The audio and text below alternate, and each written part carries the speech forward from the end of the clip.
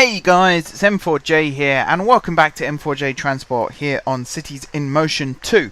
Got a lot to get through, and not a great amount of time to actually get through it, so I will crack straight on and open with buses.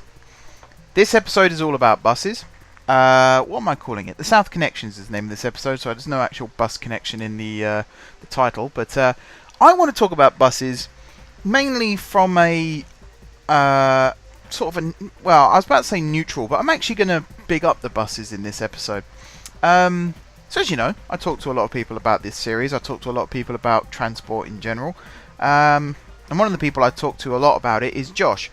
And Josh has very similar viewpoints to me in many respects. And one of the areas in which he was sort of saying something that I used to say is about buses. I used to hate buses in this game. I always used buses as basically a stepping stone to get to something more interesting, like a tram or a metro or a monorail, and then I'd dispose of buses and never use them again. And that's very obvious. If you go back and watch some of my old series, you can kind of see I build a bus hub, and I build a couple of bus lines, and then I never finish it. And that's where I feel I was wrong. And that's also where I feel like there's been a bit of a misconception about buses in this game.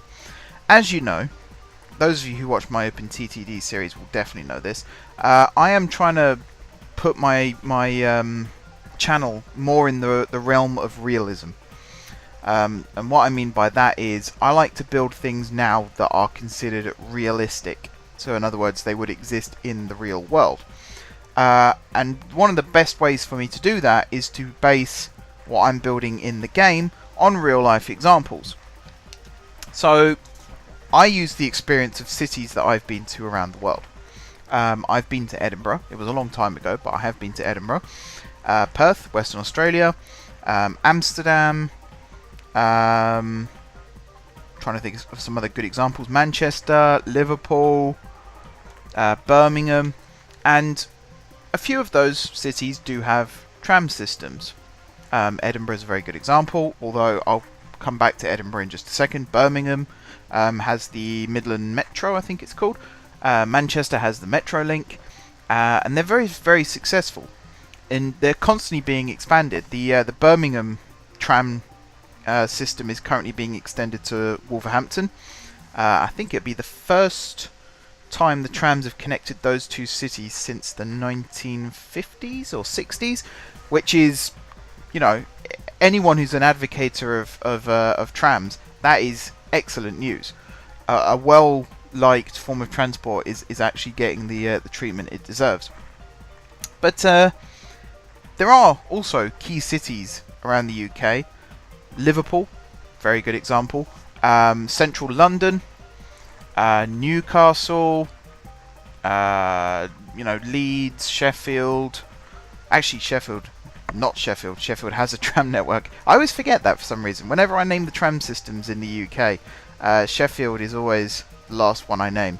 And I did say Central London. I did not say Croydon. I said Central London. Central London does not have a tram system. Many times over the last 10 years, there have been proposals to create a tram network within Central London once more. Again, first time since the 50s, 60s. There is actually a place called the Kingsway Subway Tunnel, tram subway tunnel, which runs through Central London. I'm trying to remember where. I think it's around the Holborn area. There's an old tunnel which still exists, and they actually TfL took over the tunnel for a brief period during the Crossrail construction, so that they could get construction equipment in and out of one of the shafts. I think they've turned it back into a former tram subway tunnel now, which is a bit weird. I think it could be repurposed as something else, maybe a road tunnel or something, so it's not just an empty tunnel that's sitting there that really is under some prime real estate and should be repurposed or filled in. Anyway, where was I going with this? Oh yes, so there are also major cities around the world in which trams are not part of the transport network. Loads of cities in the US. They might have light rail systems or subway systems, and I'm deliberately excluding subway from this. So I said, like Central London, obviously there's the underground, there's the overground, and there's mainline metro services. They're not trams. I don't need to tell you that. So they're not part of that list. Perth is my best example, really. There are no trams. There's no metro system to speak of. There are 2 underground stations in central Perth. And I'm trying to remember. One is Perth Underground. It's the main central station. There are 2 underground platforms. I think actually there might be another one. There might be 3 underground stations now. Elizabeth Quay, I think, is the second one. I haven't actually been to Australia since this well, the station existed when I was last there, but I don't think it was fully open for passenger use, and it has in fact now been renamed, because I think it used to just be called Esplanade, and I believe they renamed it Elizabeth Quay, because there was a bus station right next door to it, which has also been renamed Elizabeth Quay Bus Station, I think it's been renamed to. But I talked about buses in the past, and I used Perth as a good example with the CAT system, which is the Central Area Transit, is what it stands for, I think. Again, someone will correct me. Someone always corrects me. And I kind of feel a bit guilty because I've given buses a bad rap in the past. They are actually a very, very valuable form of transport in the real world. And they're not dirty, grimy, rattly things like I used to believe they were.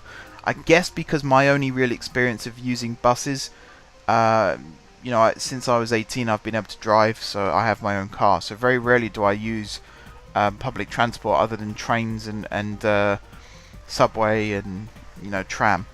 Not that it's been ages since I went on a tram, actually.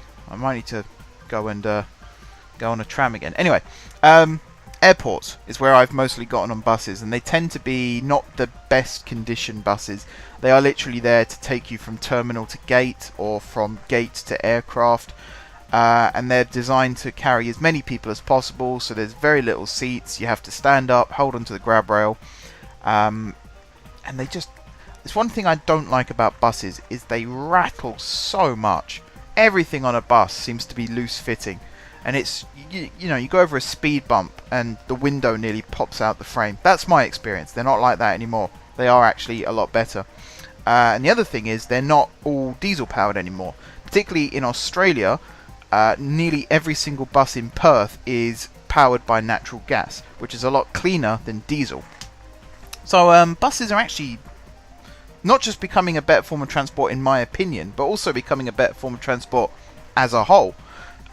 So going back to the conversation I was having with Josh, he was telling me about how he doesn't like using buses, doesn't really like using trolleys, he feels they do the same thing, jumps straight to trams, metro, doesn't use monorail either. Now, I kind of covered monorail last time out, so I'm not going to do that again here. But my response to that was sort of, like, I don't disagree. That's the thing. I don't disagree, and I think there are cities around the world that have the same opinion, town planners. You know, they want to have the best form of transport available, and these days that's metro. More and more cities are building metro systems. More and more cities are building tram networks. But actually, more and more cities should also be looking at buses. Most of them have buses. It's not like they have no transport and they immediately jump in at the deep end and go for metro or go for tram.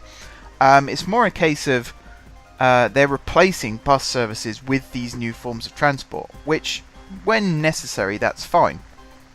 But yeah, my response was kind of, you're not really utilising it properly if you don't think that there's a need for it. So in my case, you know, 3-4 years ago when I last made videos before I restarted this series, I didn't like buses, simple as, and I tried my best to avoid them. But then I look at real world examples, and even in London, every single underground line in London has a feeder bus network as well. So main stations, Kennington is a very good example on the Northern Line. It's where the Charing Cross and the Bank branches meet again. It's the southern meeting point. Camden Town is the northern meeting point, although technically Euston they do meet as well.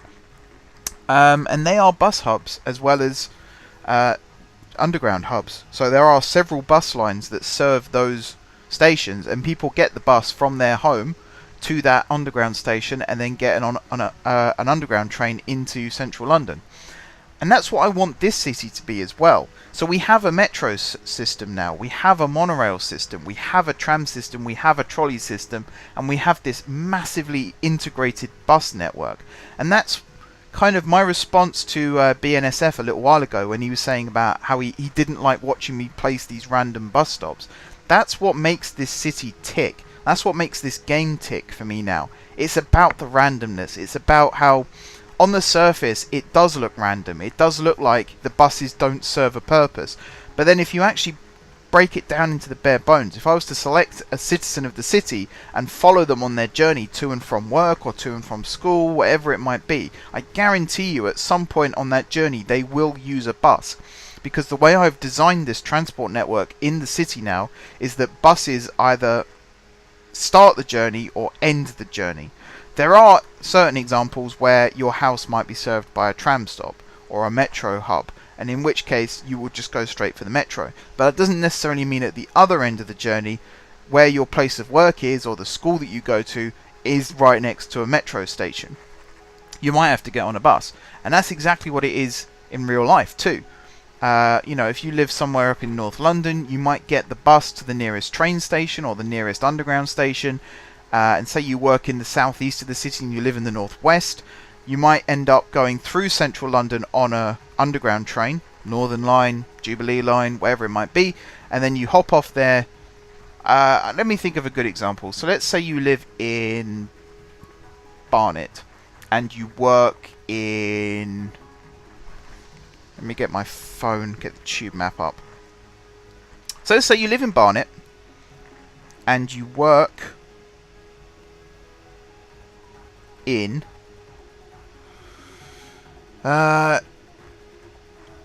Woolwich Arsenal, let's say. Actually no, Beckton. Let's say Beckton. So you would get on the bus to High Barnet Station. No, not High... Yeah, High Barnet Station on the Northern Line. It's alright, the map goes just off, so I'm just trying to read what... Yeah, it's High Barnet. And then you would take the Northern Line all the way through to Bank, and then you would hop on a DLR train to Beckton. And then once you get to Beckton, you might then go on a bus for another 5-10 minutes to complete your journey. I'm pretty sure if that was your journey every day, you would either get a job closer to home or you would move closer to your job. But that's an example. And that's what this city is all about. So if you live in the northwest of the city, which hasn't actually been built yet, but it will be soon, you're most likely to get on a bus. You know, 1 stop, 2 stops, however many it might be until you get to a hub. And then you hop off the bus, you hop on whatever the next form of transport is, and then you take that the rest of the way. Or you end up on a bus again.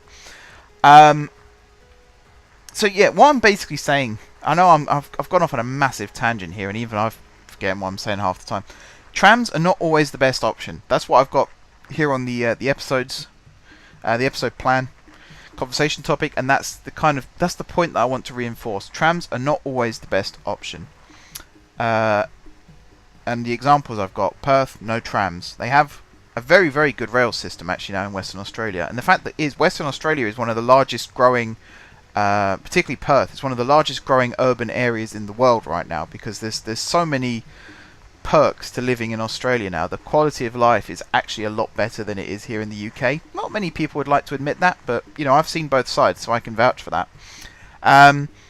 The other example I wanted to talk about was Edinburgh. Like, Edinburgh has a tram network now, and it's been quite successful, and they're talking about extending it. But at one point, they were nearly cancelled it because it went way over budget, it went way over schedule, and I think it ended up costing like 3 or 4 times what they originally said it would. And the schedule, I think it was 2.5 years behind schedule, something like that. And you know, they were calling it a white elephant, an expensive mistake. They didn't think anyone was going to use it. The route itself was cut back considerably. It now runs from Edinburgh Airport to Princes Street, I think. Central Edinburgh, anyway. Whereas it was originally planned to run out to the east end of Edinburgh as well, and that's no longer the case. Although the extension that is happening is basically making up for the bit that was cut. Okay, I think I've got my point across. Like I said, I don't disagree with people's opinion on this. I think it's cool that we all have our own opinions. My opinions are very similar to everyone else's opinions, but I'm trying to see it more from both sides in the sense of reality. It's not always the best option to dig tunnels under your city, for example, and build a metro network. In-game, it's very easy just to select the tool and go ... metro line built. But in my head, I'm thinking about, if this was a real city, There might be like certain ground conditions, which means tunneling is more difficult. Yes, I've got a pre-metro. Yes, I've got a metro and have got a highway tunneling under certain parts of the city. But budgetary wise, it's not always the best option just to dig these massive tunnels. But yeah, I've got 2 more things to talk about quickly, so I need to get on with this because I think there's only like 5-10 minutes of this video left. Hub names. So I put out a thing last episode or the episode before about name suggestions. The name suggestions list is up. I haven't checked it for the last couple of days, but the last time I did check it, there were 2 suggestions. One of which was mine, New Tram Square. The other one was for a transit hub. Now I've put a new column next to the suggestions, which is my notes. I think I've called it M4J comments, and it's basically if I don't quite understand how you want it to work, or if I have an issue with the name you've selected, I'll put it in that column, and then you can respond to it.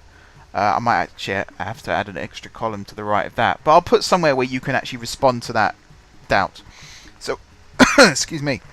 So with the one that's been suggested, there's 2 reasons why I've rejected it. First and foremost, I don't know what the name is named after, whether it's a person or whether it's an object or a thing, whatever it might be, even if it's a place. Second thing is, it's a hub. And I very specifically said last episode that if you want a hub named, first of all, you can't name it after yourself. You have to, actually no, sorry. If you want to name a stop, you can't name it after yourself.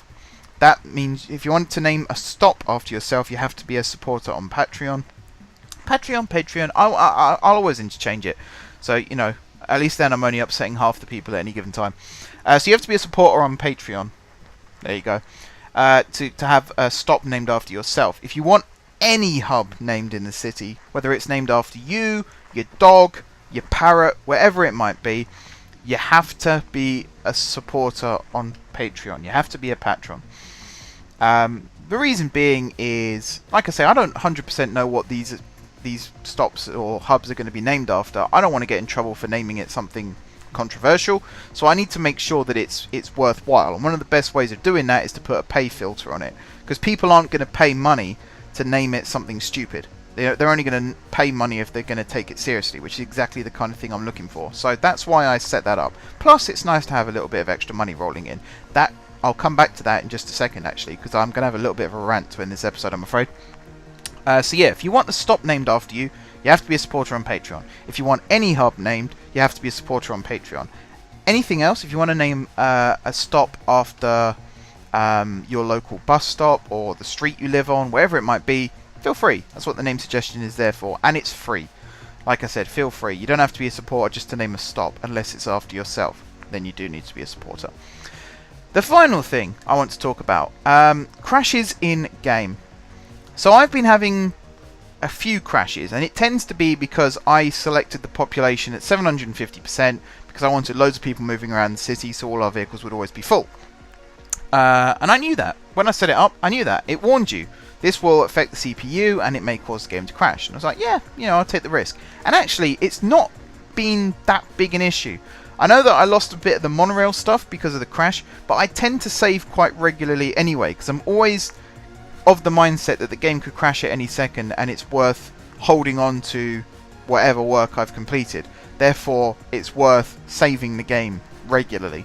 Normally, like when I was working on my dissertation at uni, I'd change one sentence and save it. And that's the mindset I've gotten into now, is always save. No matter what change you make, always save. If it's something like Planet Coaster, I can save it, and then if it turns out to not be great, Control Z, undo. But someone commented on my video last Monday, claiming to have the answer to all of my problems. And oh boy, was I in for a treat. Now I'm recording this on Sunday, the day before you're watching it, and I wasn't in a particularly bad mood when I woke up this morning. And it was actually yesterday that the first comment came through. I won't name the person, but if you go on the video, it's very obvious who it is. And I also don't apologise for the way I handled it, because, to be quite honest, I understand that in the world there are sometimes language barriers. But I think, like, normally I look past language barriers and I look to see what the core of what the person is actually saying to me. And I try and think about how that would translate into their native language. And that's why I reacted in the way I did to this particular comment, because I looked at it very, very closely, and there was no way I could translate that where it didn't come across as arrogant, annoying, demanding, and I acted accordingly because I kind of want to nip that thing in the bud relatively quickly. So the comment was along the lines of, what's your PC specs? I can fix your problem for you. And the PC specs, for anyone who is interested, PC specs are down in the description below the video. They always have been in this series. They have been for like a year and a half, 2 years now. So that's fine. You know, if someone's asking what my PC specs are, not everyone reads the description, which is quite annoying because I spent quite a lot of time tailoring the description to contain all the useful information that people might ask me. And I kind of did an FAQ, decided what kinds of questions people would ask me, and made sure that as much of them were answered in the description as possible. So I looked past that. You know, it happens. People don't necessarily read the description or the comments previously before they ask a question. However, after 2 attempts by me to get a response, the person replied saying, you need to get more RAM. Except they didn't say that. I will read out, word for word, the quote in which they said. Because, again, it takes a lot to wind me up at times, but this is annoying. I think you need to add RAM into 16 gigabytes because other thinks is good, only the RAM is you need increase. Now I don't quite. Again, it's a language barrier, and I will never criticize someone for a language barrier because chances are your English is way better than my speaking of your language. So I replied saying I've got 16 gigs of RAM, and this is also something actually I was talking to my dad about this the other day. I'm considering getting more RAM anyway because things like Planet Coaster don't necessarily work very well when I'm streaming, so it's cool to get that and try and make the games run a little bit smoother. So I mentioned the fact that I set the game settings quite high, and I've got the graphics settings turned up as well to try and make the videos look as nice as possible, because I've watched my old videos. They're not great. They're very grainy. The game quality doesn't look very good, and it's really the same PC, but I have increased the RAM and I've got a new graphics card since. So, you know, might as well use it. I did also mention that I've now turned down the population to 500%. It was originally 750. And then I said, no offense, but you're not fixing my problem here at all. You're just repeating what I've already said in videos. I've already identified the problem. That's the thing. 2 episodes ago, I said the problem was a RAM issue because I had the population turn up too high. It's not processor. Like, it does warn you about the CPU, but it's not processor. Because I've seen other people play other games where they have a similar problem. They have too many assets loaded at any one time, and the game crashes. That's a RAM issue. This is the bit that I have the problem with. The person then replied saying, you have maybe a GPU or a CPU problem, but you need totally replace computer with more high-spec computer. Now, I'm not a student anymore. But up to a month ago, I was a student. Student lifestyle, student budget, all that kind of thing. My PC has been built piece by piece over the last 6 years. And that is when I started my channel, I had a camera pointed at a TV screen that I was playing Xbox on. That's how I made my videos. Over time, I've built it up. And pretty much everything has been built by me. My entire PC was built by me, and I did that. I had to teach myself how to do it first and foremost. I had some help from my dad, but I did that because it saves money. I don't have an absolute buttload of money. I can't just go out and buy an entire new PC because one game crashes. That is absolutely ludicrous that someone would think that. And again, I don't think this is a language barrier problem, because you could translate that into French, into German, into Spanish, into Japanese, into American. Little in-joke. And it would still say the same thing. It's still someone saying, oh, your PC doesn't work, we'll just go out and buy a new one then. That's not how life works, really. That is not how life works. And it's certainly not how my channel works. I've always tried to do things with the minimum cost, but the maximum quality. So it's like, I wouldn't go out and kick my tyre on my car and go, oh, the tyre's flat, I better buy a whole new car. I know what the problem is, and I'm already working to fix it. I want to get more RAM for my PC. I can't just go out and buy more RAM. I have to, you know, save up for it. So, to say that I need an entire new computer even if I just get new RAM and a new processor, I don't actually know what GPU is. I don't know. 4GB GPU is what the suggestion was here. I can't think of any graphics card, maybe? Maybe. But I've got a new graphics card. I bought it a year ago because the old one burnt out. And actually, I like the quality of my videos. The graphics card is not the issue. It's just RAM, which again, as I said, I'm addressing it. So it kind of went off on a tangent after that, because I replied saying, "Are you being serious? Read back what you've just said and you can see how unhelpful that is." Because it really isn't helpful to tell someone that they need a new PC when they already know it. And you know, I'd like a PC. I'd like to actually have a gaming PC and a streaming PC like most pro YouTubers have, because they do it for a reason. It actually means that the PC that's playing the game isn't also having to dedicate half of its resources to streaming it, or you know, keeping an online connection or whatever it might be. Another PC can sit alongside it and do that. I'm never going to set that up anytime. Excuse me, that was a bit unhelpful myself. I'm never going to set that up anytime soon because it involves getting a whole new PC, which I just don't have the time, money, or resources for.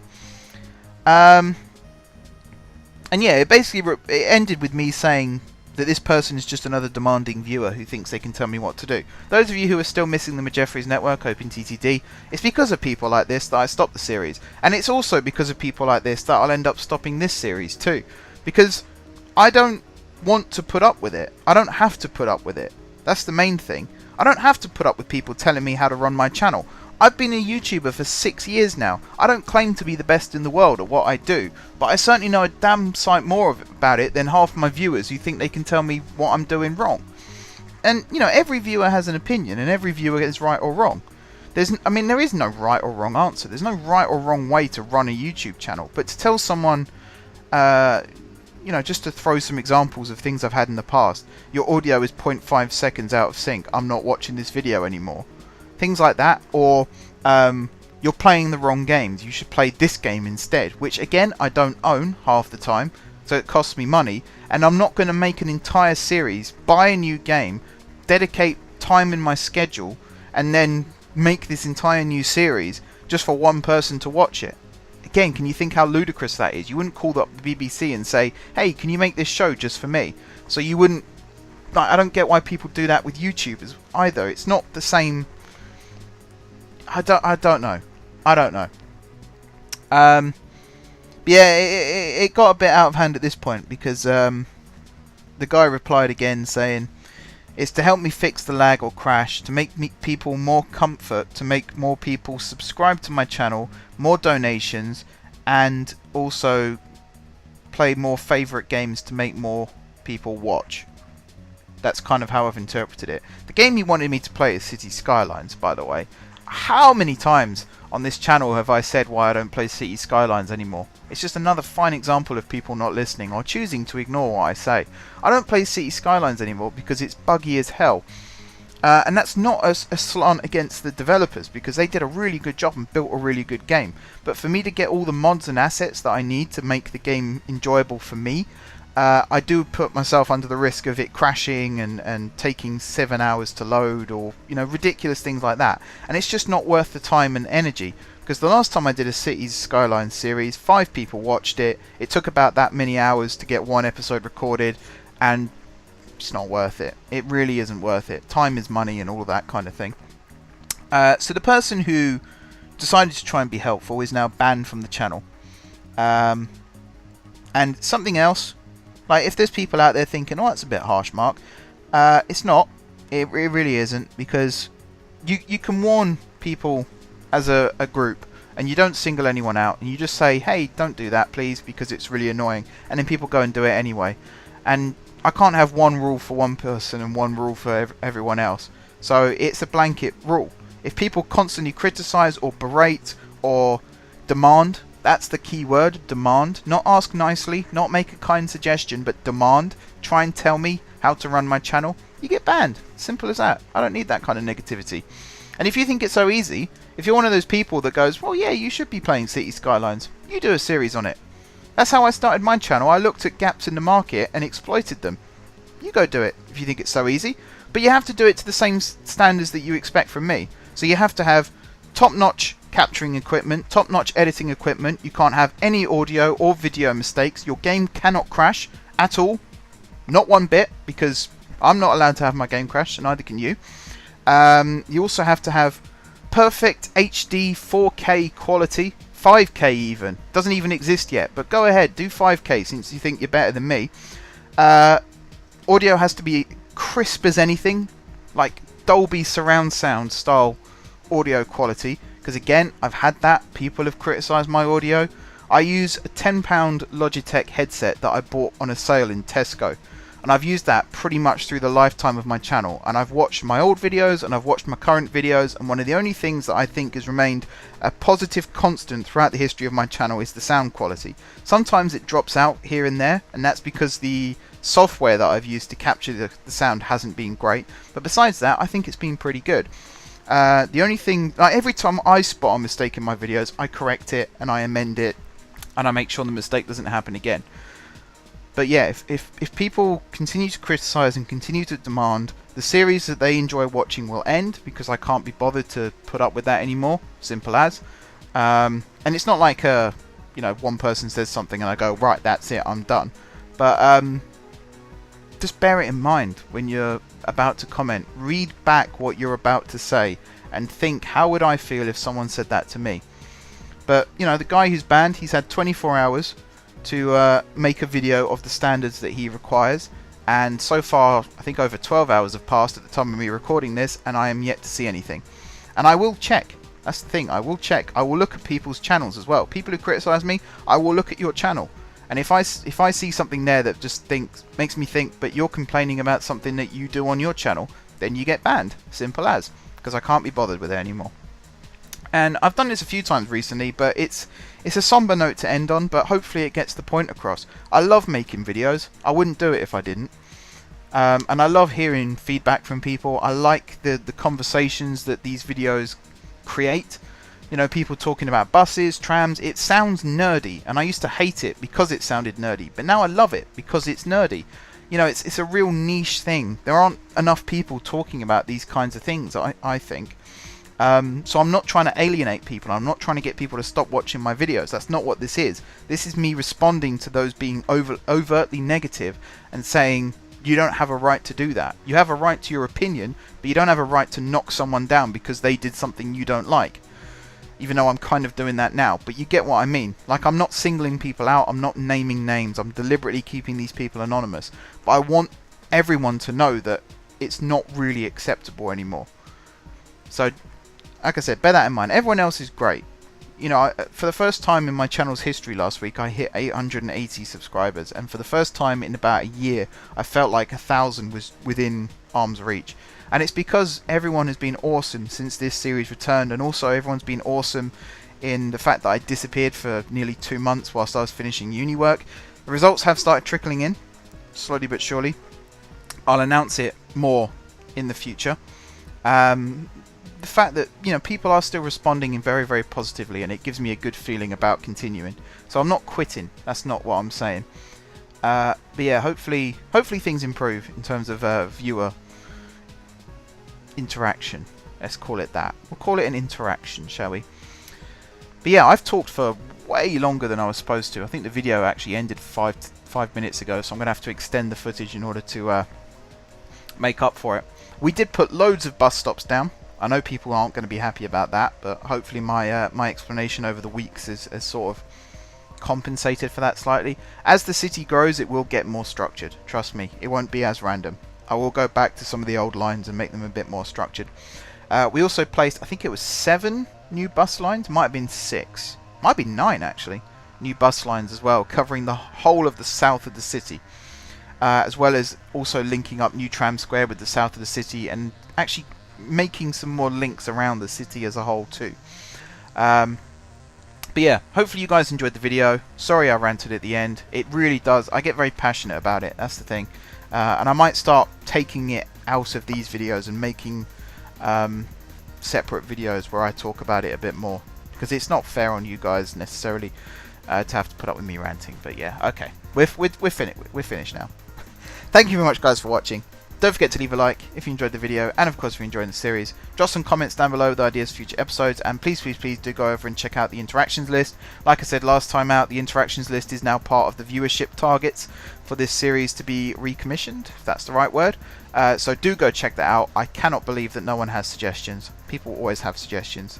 Don't be put off. Feel free to suggest them, but don't be put out either if I just ask you to clarify a little something. Basically that means I'm going to use your idea, but when I'm using it in the video I want to know a bit more about the backstory, what it's named after, so I can mention it, because you know that's the whole point of this, is getting your voice into the video without recording your voice and putting it in the video.